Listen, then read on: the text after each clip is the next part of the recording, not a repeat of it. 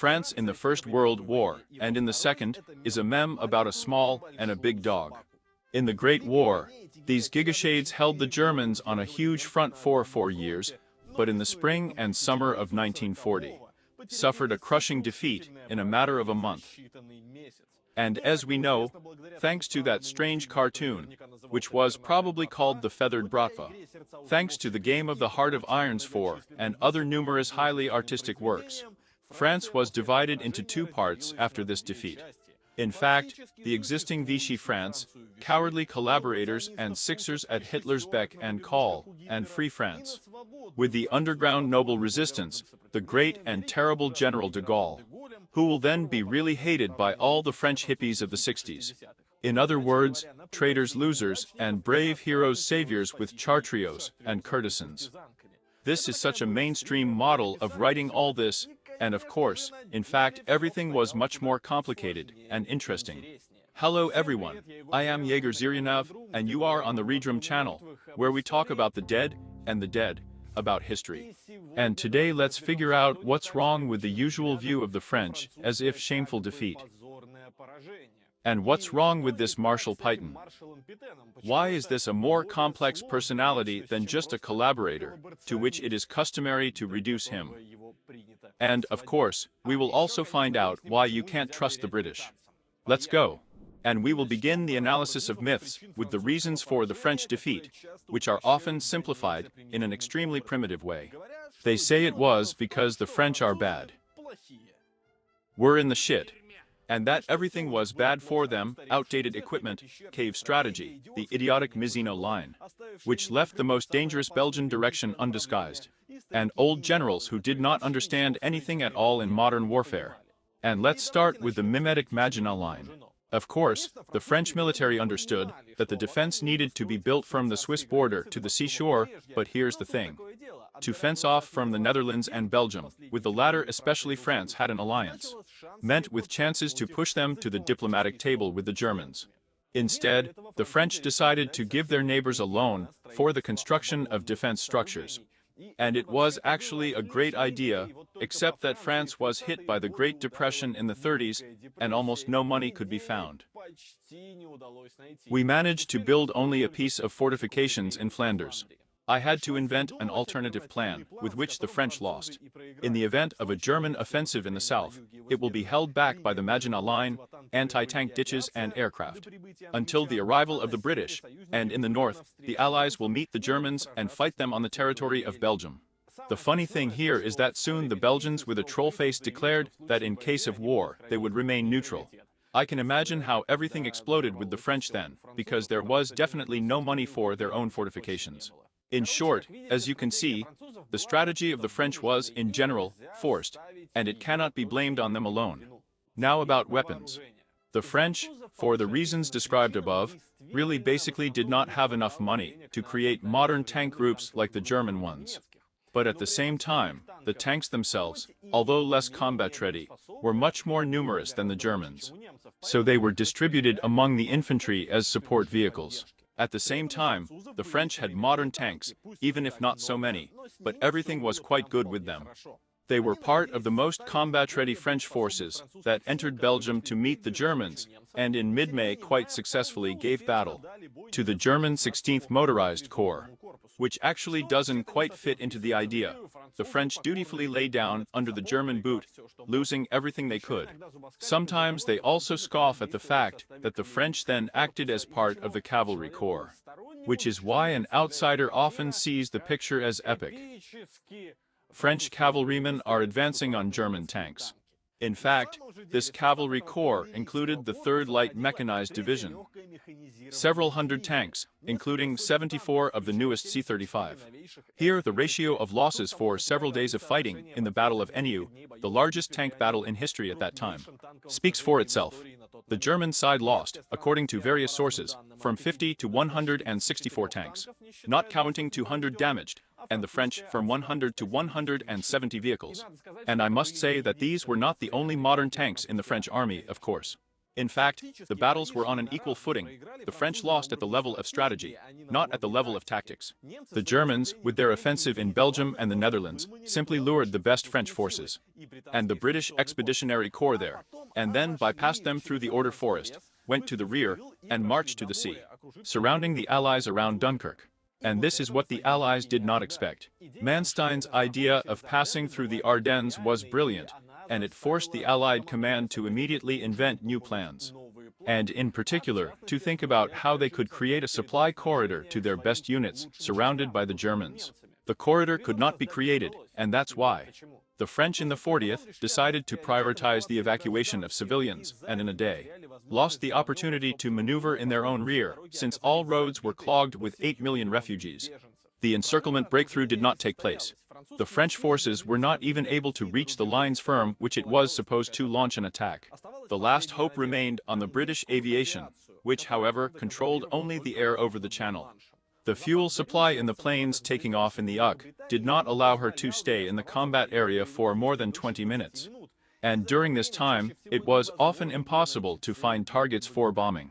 But it was a crazy idea to transfer aircraft to the mainland in order to take off a few kilometers from the enemy. And it was not implemented. Perhaps it would have been regarded less emotionally if it had not been for the evacuation of the encircled near Dunkirk, organized by the British. They took out all of their own and left about 40 or 50,000 French soldiers on the shore. The French were taken out, however, much more, but who cared then? But in France, even before the war, many looked at the alliance with England skeptically. They say that the Entente in the Great War is one thing, and quite another is the same alliance without conditional Russia, which signed a non-aggression pact with the Germans.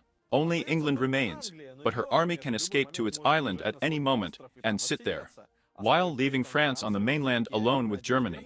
So well, isn't it more reasonable to say, immediately conclude an alliance with this very Germany? And naturally, in the summer of 1940, all these people said in chorus, but we talked. I wonder what all these people would do without the support of the Royal Air Force. And if you thought that we are talking about some kind of marginal minority, then this is not so. We are talking about a fairly large conservative-minded part of the population who were not as interested in all these Republican ideas. Glita, Fathernight and other liberties, as, for example, the Catholic faith, protection of the native language, and other similar buns. And perhaps even a monarch instead of a parliament, in which some incomprehensible people are always replacing each other, without taking responsibility for anything. However, the real Bonapartism had already died, of course, and now the monarchical views were really already marginal. The state that lost the war to the Germans in the 40th year was called the Third Republic, and it had quite a lot of opponents inside the country, like veterans of the Great War and other ultra-conservatives, who, as in other countries, united in very right-wing and often quite influential organizations like the League of Fiery Crosses. These people tried to overthrow the Third Republic more than once before the war. One such riot was suppressed, say, in 1934. In addition to purely ideological ones, of course, the right had completely practical claims to the Republic. First of all, of course, we are talking about a huge reduction in the military budget and, as a result, a reduction, again, in the number of this very army. Well, the very refusal to allocate funds for the Belgian fortifications also did not particularly please anyone. And secondly, even before all this, it became a special pain for the consent of the Third Republic to postpone the payment of reparations by the Germans to the French. The story of how it happened is truly idiotic. In the 32nd year, the United States at the Lausanne Conference proposed a 3-year moratorium on German payments. In response, England, France and Italy then offered to suspend payment to the Americans for their debts, which the Americans, of course, did not do. As a result, no one agreed with anything. The pact was not ratified, but at the same time, everyone temporarily stopped paying each other. In general, here it is necessary to understand that the world of the first third of the 20th century was still full of people who were quite nostalgic about the order of the 19th century, and there were more than enough problems in European countries, which led to a sharp political reaction from both the right and the left. This is usually discussed in the context of the countries that lost the First World War. But there were enough critics of the government in the winning countries as well. Look, even in England in the 30s, there was its own fascist party. So there is nothing surprising in the fact that after the loss of northern France and the surrender of Paris in June of the 40th, and the escape from the capital, the Republican government became a political bankrupt. The prime minister resigned, and the president, under public pressure, was forced to appoint conservative Marshal Philippe Pétain as chairman of the government, who promised to negotiate peace with Hitler as a soldier's soldier. The captain was one of the authors of the Mosino line, the hero of Verdun, the most famous commander of the First World War, and probably the most popular. Back in the mid-30s, he began to be talked about as a potential French leader. At the same time, he had an impeccable reputation in the political sense, in the sense that he generally stayed away from politics. At least he tried, and thereby further strengthened his military authority, although he managed to be prime minister. It's funny that all this Pete's status as a national hero, earned in the First World War, was not that unjustified, but in some places, quite vulnerable to criticism. Here's the thing. The main reason for it was the fact that Pétain did not surrender Verdi to the Germans in the 16th year. However, the idea of the Germans was to lure more French infantry to the Verdun area, and then kill it with artillery shelling from the surrounding heights. On the other hand, Pétain defended itself then really so well that the German losses were not much inferior to the French. 162,000 French killed by 143,000 Germans. The Verdun meat grinder, invented by the German General Staff, ground both armies. Nevertheless, the French propaganda presented all this senseless mutual extermination as a great victory, and how we defended the sacred Verdun. But there was another reason for the Marshal's support. In the 40th year, many French politicians were afraid not so much of the Germans as of the communists and their coup. This has happened once before. In the 71st year, the defeat of the French army turned into the Paris Commune. Pétain then took credit for himself that he managed to save his native France from a red coup, but apparently, he overestimated this threat so much. At least, modern French historians cannot find any confirmation of the existence of a communist conspiracy at that time. But do you know what kind of conspiracy exactly was? The right one. And it was Pétain who was offered to head it in the 30s. So there are questions here too. And if we recall that the vote of the National Assembly for the appointment took place in conditions of evacuation and chaos, and there are still fierce disputes about its legality, then we should not be surprised that the first thing the new ruler refused parliamentarism and the republic. In his constitutional acts of the 11th of July of the 40th year, Pétain declared that he assumed the functions of the head of the French state and assumed full governmental authority, and, of course, postponed the meeting of the chambers until a new order. But soon a couple of events occurred that does not allow us to just take Pétain and write him down in the list of ultra-right dictators who have reached power. In October, Pétain's secret envoy, professor of philosophy Louis Rouger, arrived in London. There is still debate whether he then concluded some kind of secret cooperation agreement with the British cabinet. Well, there is a lot of evidence that Pétain probably believed in the victory of the British. But it is reliably known that the gun raised the question of non-aggression against each other. Pétain tried to make it clear to the British that no cooperation with the Germans would affect the old agreements between yesterday's allies. What kind of arrangements? The same ones that Pétain discussed with Hitler exactly on the same day in the small town of Mantoir-sur-Loire. The Führer passed through this small French town on his way back to Germany after meeting with Franco. Hitler's task at both meetings was to draw the Spaniards and the French into his war with the British. He later described the meeting with Franco as one of the most difficult and unsuccessful in his political career. And Pétain was an ambassador to Spain before the war and was a friend of Franco. So, waiting on the platform of the station for the arrival of Adolf Hitler, Pétain knew in advance not only what he would ask him, but also that Spain had already refused the Germans. So the second negotiations were even harder for the Führer than the first. In Mantoir, Pétain not only refused to fight the British, but also managed to prove to the Führer that the southern half of France should remain independent. He explained that the loss of sovereignty by the French state as the Vichy regime was officially called, means the independence of all French colonies. And God only knows what they will do with their independence there. And therefore Vichy France, which ensures the neutrality of its colonies, is beneficial to the Germans. Hitler was forced to agree. Of course, in fact, all these agreements were negotiated even earlier in June, but it was in Mantua that Pete defended them. So France, which lost to the Nines, kept half of the country independent. It had a strong fleet and a huge colonial empire, where there were also many troops and ships. When discussing exactly how relations between Pétain's France and Germany would be built, Hitler used the word Zusammenarbeit, joint work, cooperation, and it was translated to Pétain as a collaboration. Actually, it's also a collaboration. The Marshal liked it. It was the word he used in his address to the French a few days later. And he was not talking about military or political cooperation, but first of all about economic cooperation. The funny thing here is that a few days later, a journalist asked the Marshal what was meant by this collaboration, to which the Marshal calmly replied nothing at all.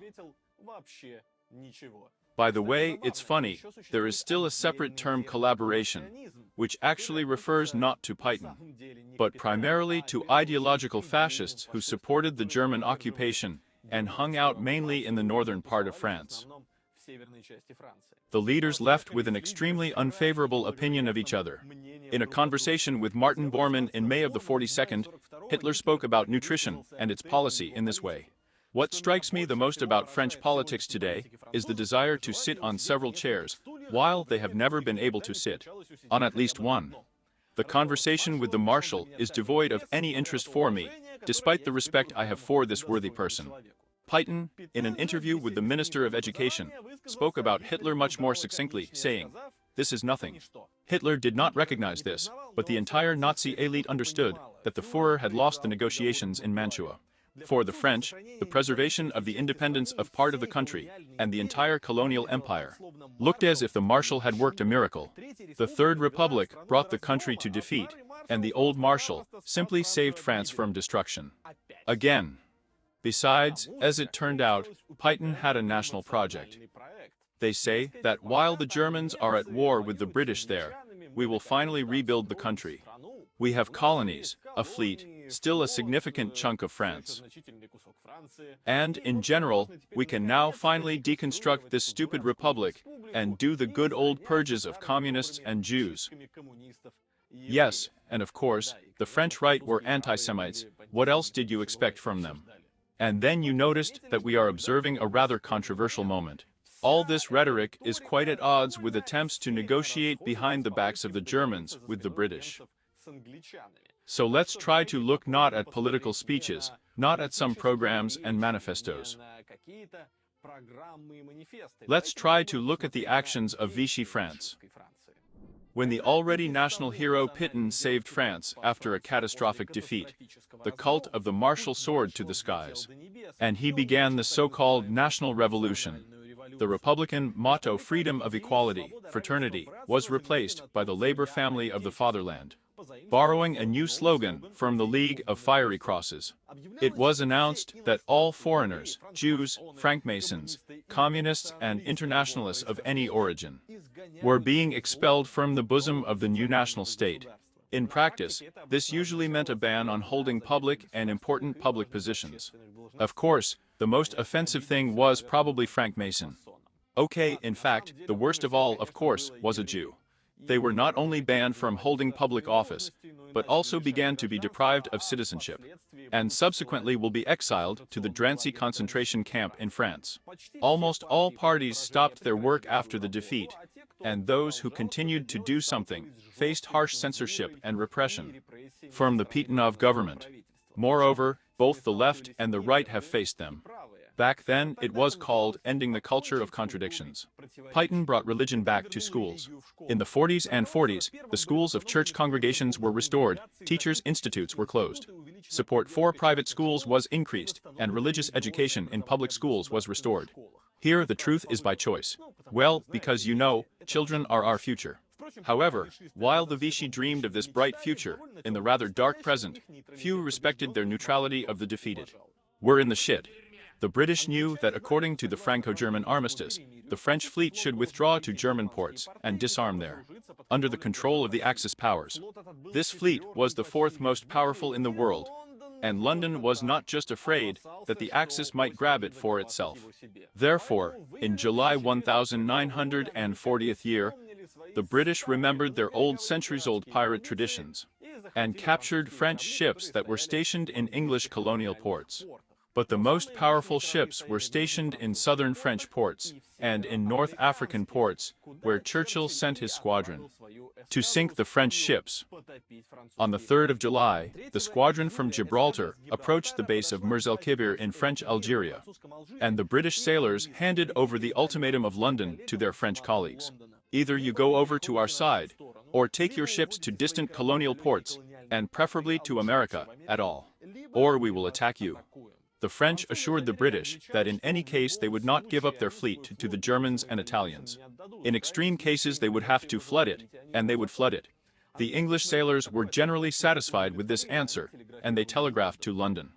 But Churchill didn't like him, and he said that if they refused to accept the terms of the ultimatum, then they should attack.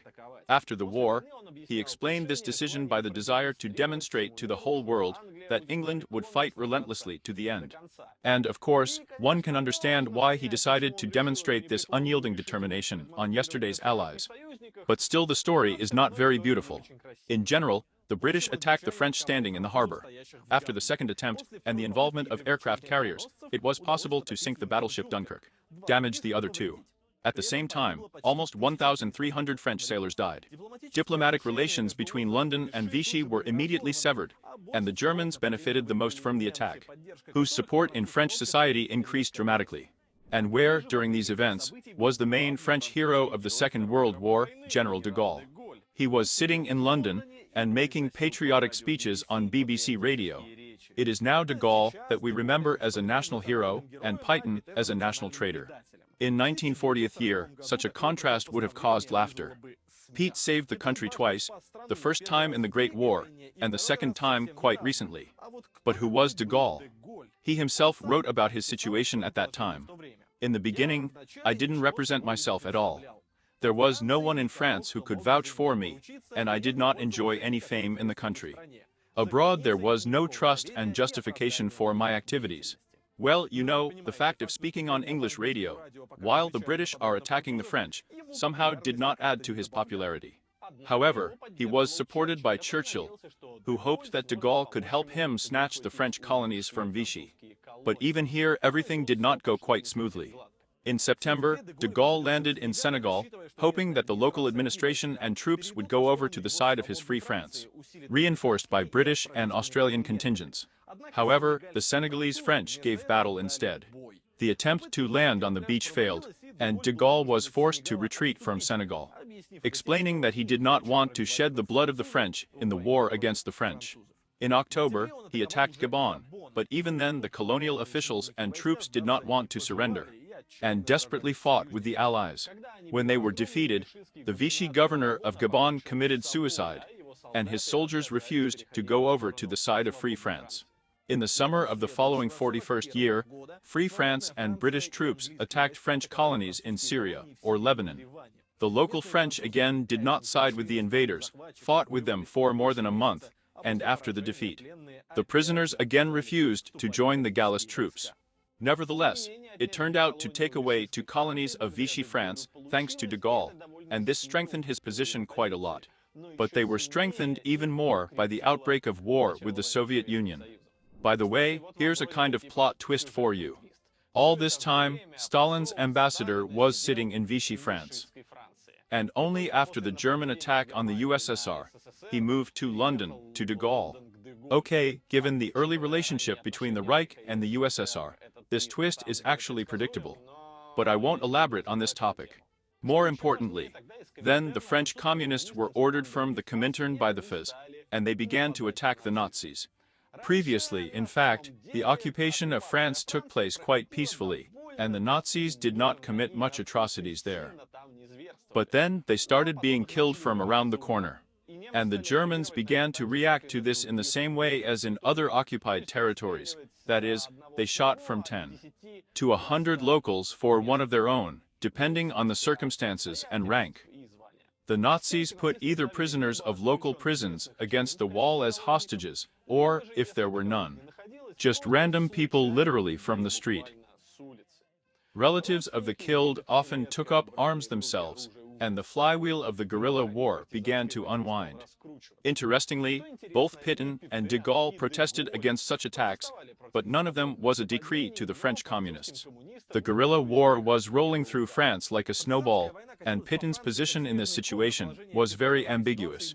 On the one hand, he was a collaborator, and his state was pro-German, and on the other hand, many in the Vichy government maintained ties with the resistance and helped him.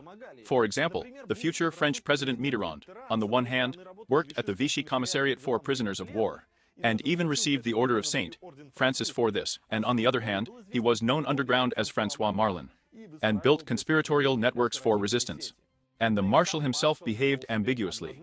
He repeatedly allocated money to people about whom, in general, it was known that they were connected with the resistance. And the Germans did not like such wagging. In the 42nd year, the affairs of France were getting worse and worse. Economic cooperation with Hitler almost completely drained the resources of France. From 1 to 2 million Frenchmen remained in German captivity. Hundreds of thousands of young people were driven to work for the Germans. First voluntarily, and since the autumn of the 42nd, as part of forced mobilization. The Germans took about 500 million francs a day as contributions, and the French also gave them a huge percentage of all the products produced. Although the Pétain National Revolution seemed to be really supported by a significant part of French society, its reforms did not lead to anything in particular. For example, controlling schools where religion has penetrated has suddenly proved difficult. So from the end of the 41st year, Pétain, wearing a clown mask, replaced the clerical Minister of Education with an anti-clerical one. With authoritarianism too did not grow together. It was nice, of course, to take maximum power. Prime Minister Laval once told Pétain that he had more power than Louis XIV. But it turned out that without real independent parties, elections and the media, the government loses contact with reality and has no way to track the popular mood. But this was really important for survival because there was a big war going on around. And every day there were events changing public opinion, and it was simply dangerous to remain unaware of these changes. We had to create and allow some parties, only the far-right and fascist ones, of course, which immediately began to pursue their own policies. Meanwhile, the international situation was deteriorating. In the 42nd year, Vichy continued to lose colonies. In May, the Allies landed in Madagascar, fearing that the Japanese fleet would equip its naval base there. And they were again fiercely resisted. De Gaulle later wrote that in the 42nd year in Madagascar, the French fought with the Allies longer than in the 40th year. With the Germans, well, at least there were small losses.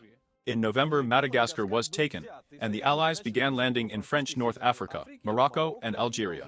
And then de Gaulle was disappointed again. Not only his compatriots, but also his allies, continued to perceive him only as an English puppet.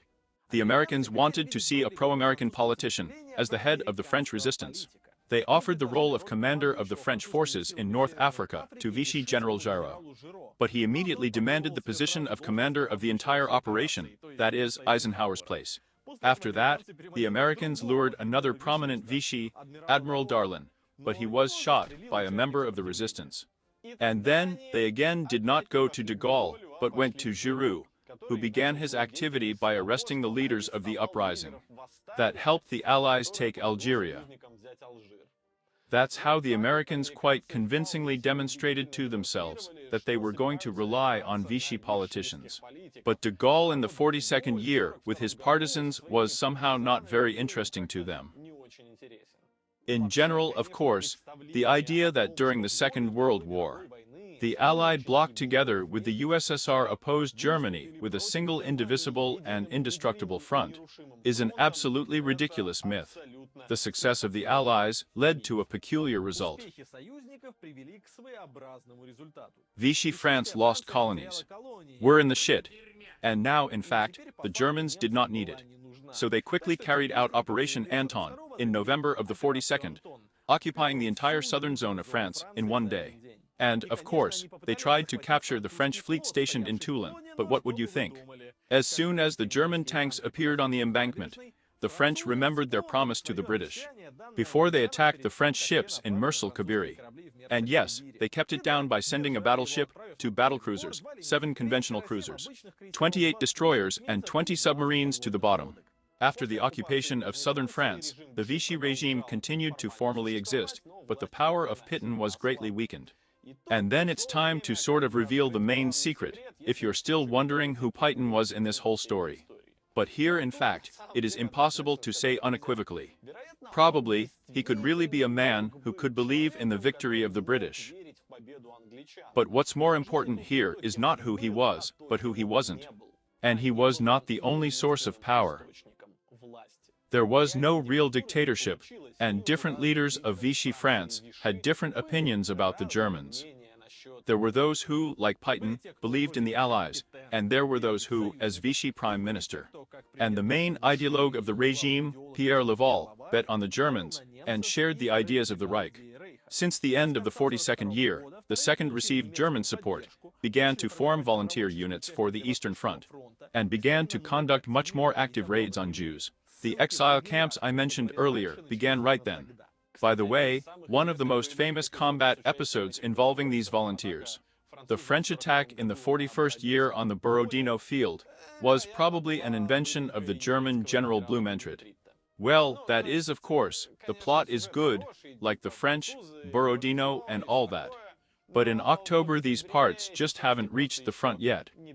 It is also known that at the very end of the war, French SS men from a specially assembled Charlemagne division defended the last stronghold of the Reich, the Reichstag. De Gaulle, whose position has strengthened thanks to victories in the colonies, has already formed an alternative government, the French Committee of National Liberation. Pétain hoped to fight with him for power after the victory of the Allies, for which by September of the 43rd, he had developed a new constitution, which assumed the weakening of anti-Jewish laws, the elimination of labor service at German enterprises, and the prohibition of collaborationist parties. The Germans, of course, banned this constitution, finally removed Pétain from power, and reduced all the activities of the Vichy government only to fighting the resistance. In the 44th year, after the Allied landings in Normandy and the liberation of Paris, the Germans took out the governments of Vichy German Sigmaringen, where they founded an absolutely formal government in exile, in whose activities Pétain no longer participated. After the war, he moved to Switzerland, but soon voluntarily returned to France, where he was decided to be tried. The trial in the 45th year was not without difficulties, and the main problem was the question, who can judge a marshal at all? It is clear that of the 24 jurors, half were prominent members of the resistance.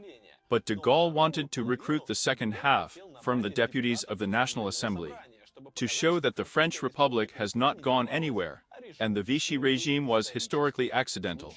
However, in the 40th year, it was these very deputies of this very National Assembly who gave power to Pétain. So it would be a little strange if they were now trying him for the use of this power. And as a result, everything turned out even more wildly. As a result, 12 jurors chose out of 80 deputies who voted against him at that time. And as a result, there were quite specific jurors who, when the defendants Pétain and Laval appeared, shouted insults and threats at them. So both soon refused to participate in the process and only listened attentively to who was saying what. Before that, Pétain read a short speech in which he stated that he and de Gaulle had done one thing during these years, they say.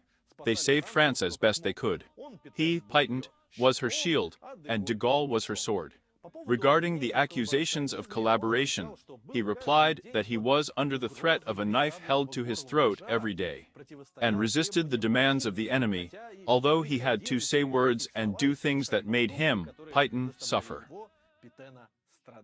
Both were sentenced to death, but de Gaulle pardoned the 89-year-old Marshal, under whose command he once began his military career. Pétain was sent to prison on the island of E near the Atlantic coast of France, where he will die in the 51st year. For the last 6 years of his life, his wife, who rented a room on the island, would come to him every day for an hour-long appointment. Not Pétain. That's the story. Write in the comments what you think about Pétain and what he did. Who do you think he is? I am sure that this will be more than interesting to read. Well, while you write comments, I will encourage everyone to like and subscribe to this channel. It's very cool and useful. And I will thank those who support us on Patreon and on Boost. I remind you that you can also do this if you want to contribute to the development of the channel, or if you just want to watch videos without integrative advertising before everyone else and communicate with us in a closed chat. For example, in a Telegram. By the way, subscribe to Telegram too. Not everyone has subscribed yet, but everyone needs to subscribe. That's when we'll live.